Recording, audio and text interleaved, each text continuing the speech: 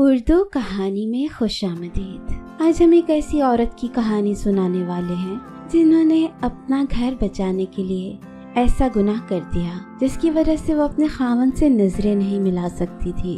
सच्चा प्यार हो तो पत्थर भी गवाही देने लगते हैं, लेकिन अगर प्यार झूठा हो तो सारी दुनिया महबूब के कदम तले बिछा दी जाए तो उसका नतीजा मनफी होता है। इस कहानी का मकसद सिर्फ ये है कि हम इससे सबक हासिल करें और औरत पर जो जुल्म हमारे माशरे में रिश्तों की चक्की में पिस कर किया जा रहा है वो ना किया जा सके। उसके हकूक में उसकी पामाली ना हो, उसे ऐसी ही इज्जत दी जानी चाहिए जैसी इज्जत हम अपनी बहनों और बेटियों के लिए ससुराल में तलब करते हैं। इन कामों पर मजबूर ना किया जाए जो उसके बस में नहीं होते, वरना वो भी ऐसा कदम उठा सकती हैं जैसा इस औरत ने उठाया।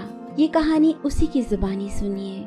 उस रोज मेरे शौहर ने मुझे बहुत बेदर्दी से मारा पीटा था और उसकी वजह ये थी कि मेरी सास ने मेरे शौहर को मेरे खिलाफ उकसाया था कि ये औरत पैदाइशी बांझ है और इस औरत से औलाद नहीं होनी, इसको छोड़ो और किसी और दूसरी औरत से शादी कर लो। मेरी सास की इन्हीं बातों की वजह से मेरा शौहर बात पे बात मुझे डांटता रहता और उस रोज तो उसने हद ही कर दी। मुझे मारने पीटने के बाद भी सुकून न मिला तो मुझे कहने लगा कि अगर तुम माँ ना बन सकी तो मैं तुम्हें छोड़ दूंगा और अगर किसी दूसरी औरत से शादी कर लूंगा। मेरा जेठ शौहर का बड़ा भाई पास ही खड़ा था और सारा मंजर देख रहा था। उससे रहा ना गया तो उसने मेरे शौहर को बुरा भला कहना शुरू कर दिया। इस पर मेरी सास ने उससे भी बुरा भला कहना शुरू कर दिया। मेरा जेठ उम्र में मुझसे काफी बड़ा था, लेकिन उसकी शख्सियत मेरे शौहर से बिल्कुल मुख्तलिफ थी।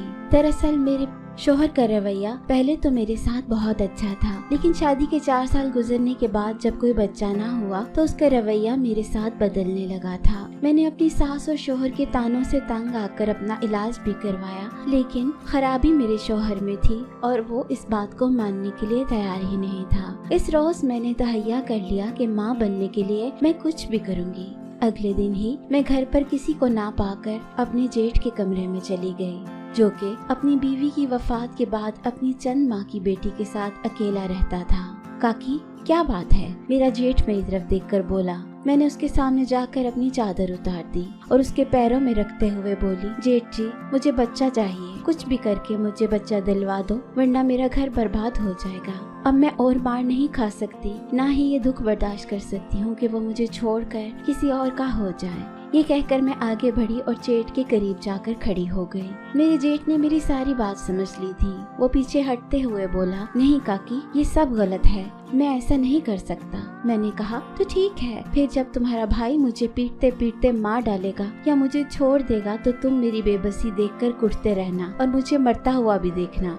ये कहकर मैं वापस मुड़ने लगी तो उसने मेरे कंधे पर हाथ रखा और मुझे अपनी तरफ खींच लिया और मैं चुपचाप उसके सामने बिछ गई। इस वक्त अपना घर बचाने के लिए मैं और करती तो क्या करती। खैर उम्मीद बढ़ लाई और कुछ ही दिनों में मैंने अपने शौहर को खुशखबरी दी। मेरा जेठ तो फौत हो चुका था, लेकिन उसकी बेटी की जिम्मेदारी मेरी सास ने अपने जिम्मे ले ली थी। जब मुझे उस बात का इल्म हुआ तो उस वक्त तक बहुत देर हो चुकी थी। मैंने अपने बेटे को समझाने की बहुत कोशिश की, लेकिन उसने मेरी बात मानने से साफ इनकार कर दिया और वो कहता था कि अगर उसने शादी की तो ताया की बेटी से ही करूँगा, इसमें क्या हर्ज है। लेकिन वो ये नहीं जानता था कि वो भी अपने ताए का ही बेटा है और इस हिसाब से वो दोनों बहन भाई थे।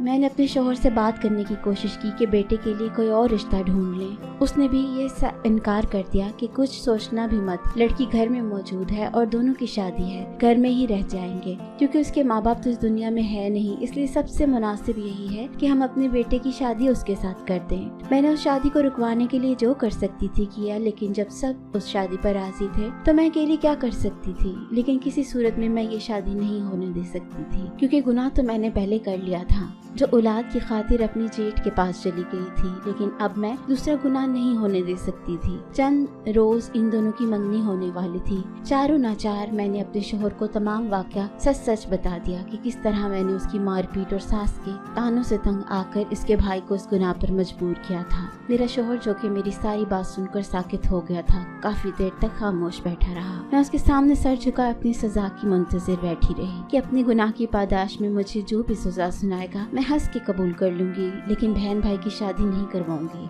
मैं ये गुनाह नहीं कर सकती थी। काफी देर गुजरने के बाद मैंने नजरें उठाकर अपने शौहर की तरफ देखा उसे देखकर मैं एकदम ठटक कर रह गई। दरअसल मैं ये सोच रही थी कि अब मुझे क्या सजा मिलनी है। हो सकता है कि मेरी जिंदगी का आखिरी दिन हो। क्यों ना मैंने अपने शोहर की पीठ पीछे ही बड़ा गुनाह किया था और मैं जानती थी कि कोई भी मर्द ये बात बर्दाश्त नहीं कर सकता। लेकिन मेरा शोहर अपनी आंखों में आंसू भरे मेरे सामने अपने दोनों हाथ जोड़े बैठा था। वो मेरी आंखों में देखते हुए भराई हुई आवाज में बोला, सकीना, मैं तुम्हारा बहुत बड़ा गुनाहगार हूँ। मुझे समझ नहीं आ रही थी कि मैं तुमसे किस तरह से माफी मांगूं। अगर मैं उस वक्त तुम्हें मजबूर ना करता तो तुम ये गुनाह कभी ना करती।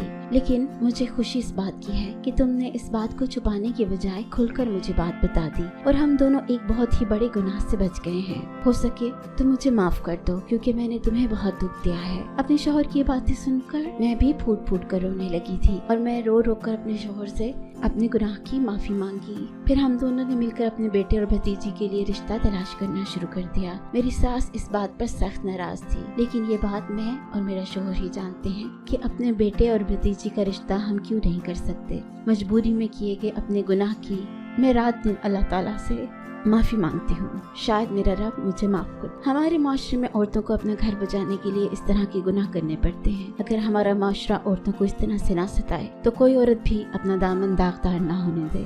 कहानी पसंद आई हो तो चैनल को सब्सक्राइब करें और वीडियो को लाइक कीजिए। शुक्रिया।